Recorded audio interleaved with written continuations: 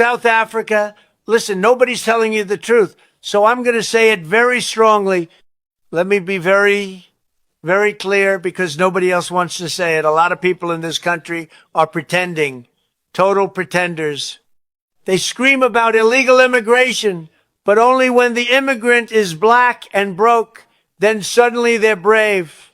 Suddenly they're patriots. Give me a break.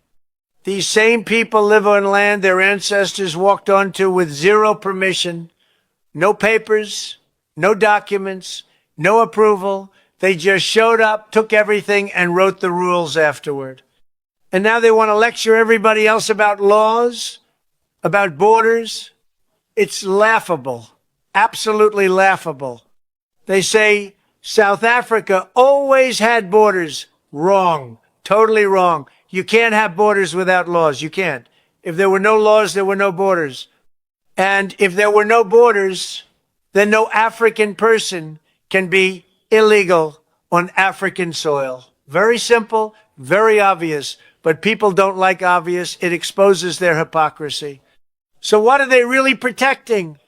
Not the country, not the people. They're protecting old colonial lines drawn by people who never lived here, never cared about the people here, and never asked permission for anything. And now those same lines are being used to decide who belongs. Total nonsense. And after apartheid, think about this. Nobody got sent home. Nobody got deported. Nobody lost their land. Nobody lost their wealth. The biggest beneficiaries of undocumented arrival in this country kept everything. Farms, businesses, beachfronts, generational wealth, all of it. But the moment someone says, let's document African immigrants, just document them, not deport them, suddenly it's chaos. Suddenly it's rewarding criminals. Meanwhile, the biggest rewards in this country's history were handed out to people who never followed a single rule when they arrived. This country has a huge double standard.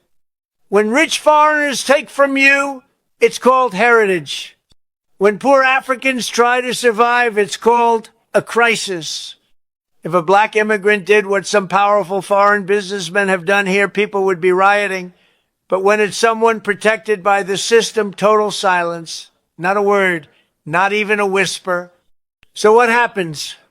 People who feel powerless start punching down. They go after the easiest target, the poor, the desperate, the unprotected, because the real power players are too big, too connected, too untouchable. And let me tell you, going after poor immigrants doesn't make you strong. It makes you look weak.